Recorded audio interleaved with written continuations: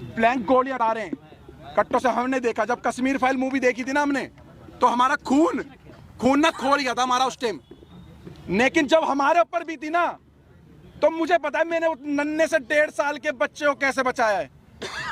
मैं मर जाता, मेरा बच्चा मर जाता, तो मैं इस देश के संविधान, इस देश के कानून को साइड में कर देता। अगर मेरा बच्चा मर जाता, जहां पर इस देश का संविधान हमारे बच्चों को और हमारे परिवार को, सनातन को नहीं बचा सकता, जहां पर ये पुलिस, आर्मी और हमारे देश को नहीं बचा सकती, आईपीसी धारा ही नहीं बचा सकती, जहां पर पुलिस वालों पे गोली चल रही है, जहां पे बड़ी बड़ी अधिकारियों को मेवात जैसे एरिया में डंपरों से कुचल दिया जाता है, तो वहां पर इतनी बड़ी यात्रा हो रही थी, 1 से 1.5 लाख व्यक्तियों की, सनातनियों की पूजा करने जा रहे थे, आराध्य करने, अपने आराध्य भोले शंकर जी की। तो वहां पर आर्मी कहां गई, आपकी पुलिस प्रोटेक्शन कहां गई? 500 पुलिस वालों से 1.5 लाख बंदों की सुरक्षा आप करवा रहे थे। मैं आपको सच बता रहा हूं, मैं कोई आपको झूठ नहीं बता रहा। जब मेरी गाड़ी में आप गाड़ी में कितने लोग थे, किस तरीके से, कितने बजे की गाड़ी में हम 7, अचानक क्या हुआ वो बताइए। हम लोग 7 से 8 जने थे। जैसे ही हम लोग बरगली चौक वाले रोड पे जैसे ही हम लोग आगे की तरफ बढ़ते हैं, तो हमें दिखता है कि कुछ लोग बाइक के पास खड़े हैं, 6-7 बंदे बाइक ठीक कर रहे हैं। हमें थोड़ा सा शंका हुई कि 6-7 बंदे बाइक ठीक कर रहे हैं। आगे एक ऑटो, कम से कम 10-15 बंदे ऑटो ठीक करने में लग रहे हैं। एक ट्रक, एक डंपर के आगे उन्होंने बाइक को लिटा रखा और ट्रक वाले की गरवान पकड़ रखी है। सब एक प्री प्लान था कि एक हवा बना रहा था कि भाई लगे किसी को कि हम लोग ये हादसे में खड़े हो, लेकिन वो हादसे में नहीं थे। वो पूरा एक फ्रेम बना करके घेरने की इंतजार करते, जितने अंदर जा रहे हैं जाने दो, उसके बाद एक एक की लाश वहां से निकलती। 70 से ज्यादा गिरफ्तारी हो चुकी है, क्या लग रहा है? 70 से ज्यादा लोग थे, लाखों में, लाखों आदमी इसके अंदर इन्वॉल्व है, लाखों आदमी। और मैं खट्टर साहब का, मैं बीजेपी का विरोध नहीं कर रहा, मैं कांग्रेस का विरोध नहीं कर रहा, मैं किसी पार्टी का विरोध नहीं कर रहा हूँ। मैं साफ खट्टर साहब का विरोध करना चाह रहा हूँ आपके चैनल के माध्यम से। लेकिन खट्टर नहीं, मेरी बात सुन लो पत्रकार साहब। खट्टर साहब का एक बयान आया है कि हमने आधे घंटे या 1 घंटे के अंदर पुलिस भेज दी, सारा का सारा फेलियर और झूठ बात है। 3 घंटे तक उस मंदिर पे भी नहीं पहुंची थी, मंदिर के अंदर भी गोलियां चली। गाड़ी लेकर निकले, कहाँ गए? बरगली चौक। अपने आप को, अपने बच्चे को, अपनी पत्नी को, जो लोग थे उनको बस भागते रहे और भागते रहे। जहां पर हिम्मत टूटी, वहां पेट्रोल पंप दिखा, पेट्रोल पंप में गाड़ी घुसेड़ दी।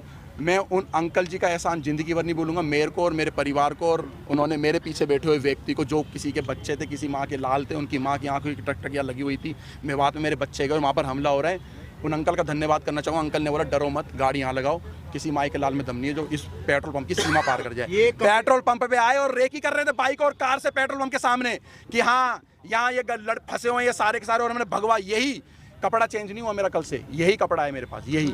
इसको देख के टारगेट कर रहे थे कि अगर वो सारे का 200-250 की संख्या में आ जाते तो हमें पेट्रोल पंप पे ही मार देते। तो पेट्रोल पंप पे भी आग लगा देते। गोली भी चली? मेरी गाड़ी पे गोली नहीं चली, मेरी गाड़ी के सामने से बिल्कुल गोली गई, हवा में गोली फायर करी उन्होंने कट्टों से। और ऐसे वेपन उनके हाथ में थे जो दिल्ली पुलिस के भी हाथ में ऐसे हथियार नहीं थे, आर्मी वालों के पास भी नहीं होंगे। मैं कहा दिल्ली पुलिस, हरियाणा पुलिस के हाथ में ऐसे हथियार नहीं थे। इतने बड़े बड़े आतंकवादी हैं ये सारे के सारे। मैं आपको बता देता हूँ शुरुआत कहाँ से हुई है। हम फरीदाबाद से जब निकले हैं अपने वाहन से, इनकी गाड़ी हमारे से आधा घंटा लगभग पीछे थी, आधे से पौन घंटा, किलोमीटर के हिसाब से नहीं बता सकता। मगर जिस समय हम लोग वहाँ से जा रहे थे, रास्ते में हमारी गाड़ी के पीछे 2-3 बाइक वाले लगातार चल रहे थे, जो फरीदाबाद से नूह और मेवात तक थे। हमें शक तो हो रहा था कि शायद हमारा पीछा करा जा रहा है, हमारी रेकी हो रही है। हमारी किसी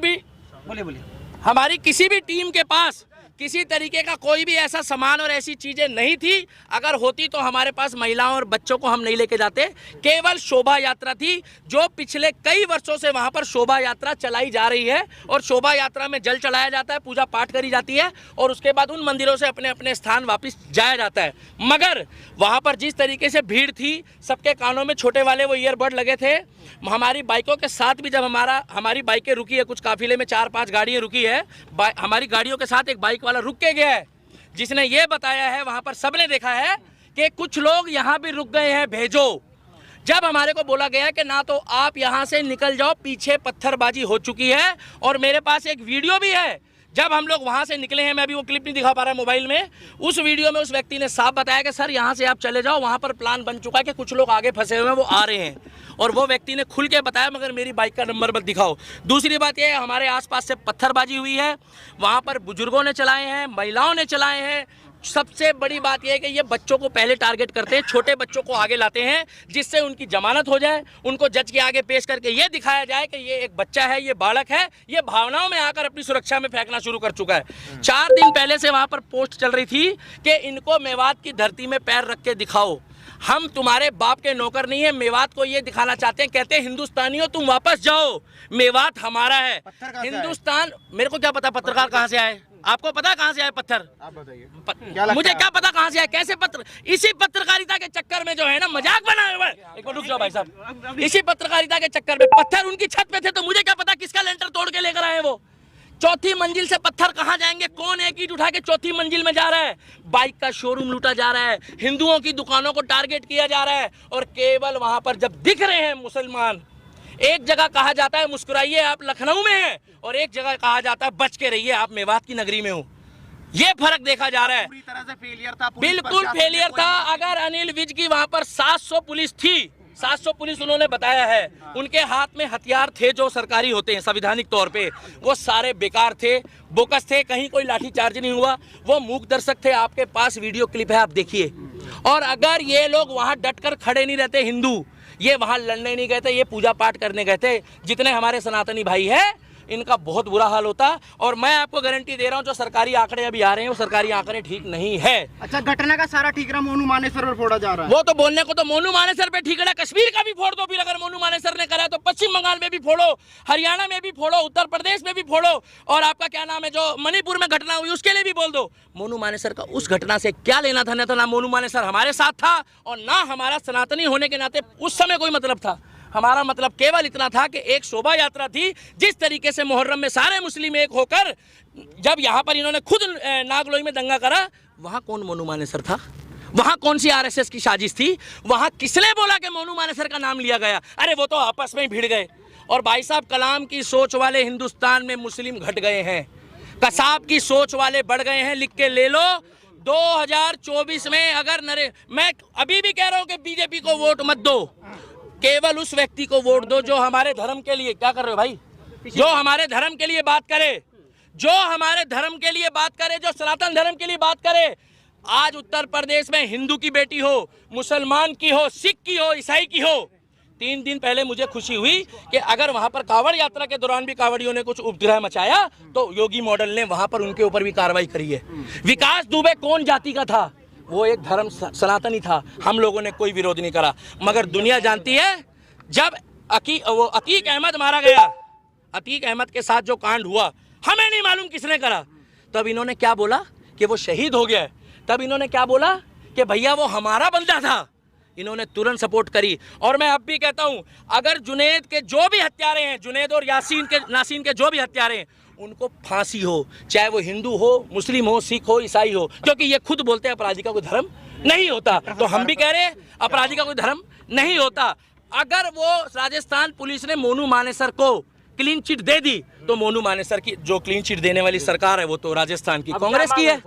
हमारी मांग एक ही है, 2024 में मुझे नहीं लगता वाला कि इधर गड़बड़ हुई, इधर ना तारीख ना सुनवाई, वही फैसला। हमें चाहिए योगी मॉडल, हमें चाहिए बुलडोजर मॉडल, और हमें चाहिए योगी बाबा वाला प्रोटोकॉल। और हरियाणा करवाना चाहते हैं। मेवात कौन बोल रहा खाली करने? उत्तर प्रदेश खाली हो गया पत्रकार महोदय। उत्तर एक मिनट रुकिए, एक मिनट मेरे को बोलने दो। उत्तर प्रदेश खाली हो गया। कौन मुसलमान परेशान है उत्तर प्रदेश में? कितने मुसलमान भागे वहां से? भाई साहब पत्रकार हो, अपने मुंह से जवाब दो, कितने भागे वहां से? एक भी मुस्लिम नहीं भागा है, कमा के खा रहा है। मगर फर्क इतना है कि यहाँ वाले पत्थर चला रहे हैं और वहाँ वाले डर के मारे फूल चला रहे हैं। लोग तो कहते हैं भारत का मुसलमान डरा हुआ है, इतना डरा हुआ है मुसलमान। हाँ, डॉक्टर बन रहे हैं, इंजीनियर बन रहे हैं, आईपीएस बन रहे हैं, पुलिस वाले बन रहे हैं, सीआरपीएफ में जा रहे हैं, आर्मी में जा रहे हैं, और इतने डरे हुए हैं कि करते करते में 30% आबादी हो गई। बच्चे पैदा भी डर डर के कर रहे हैं क्या ये लोग? क्या डर के खौफ में बच्चे पैदा होते हैं? पुलिस तो वहाँ थी। अरे कैसी बातें कर रहे हो? पुलिस तो हमारे सामने थी। हाँ। ये पूछो कि और बल कब आया है? कब आया? और बल जब आया है जब वो वहाँ पर पूरा माहौल खराब हो चुका था। हाँ। जब वहाँ पर लोग मारे गए, वहाँ पर, एक मिनट लास्ट बात बोलना चाहूंगा, 2024 में हरियाणा वालों हाथ जोड़कर सुन लो, सभी एडिटर को कह रहा हूँ, डॉक्टर, इंजीनियर, प्रोफेसर, आईओ, जज साहब, जो मेवात में हुआ है, वो मेवात फाइल बनने की तैयारी कर दी थी इन लोगों ने, उसमें कुछ छोटी मोटी खामियां रह गई, वहां पर आज भी खेतों में हमारे हिंदू भाई पड़े हैं। मैं हाथ जोड़ के कहता हूं उनका रेस्क्यू कर लो। आज की पोजीशन में भी अगर रेस्क्यू नहीं करा तो कल तक वहां से बहुत खबर आएगी। और 24 में जो सरकार चुनोगे, हमें कोई मतलब नहीं बीजेपी को वोट मत दो या मत दो, निर्दलीय को जिता देना, मगर जो हमारे सनातन धर्म और हिंदू धर्म की बात करेगा केवल उनको जिताना।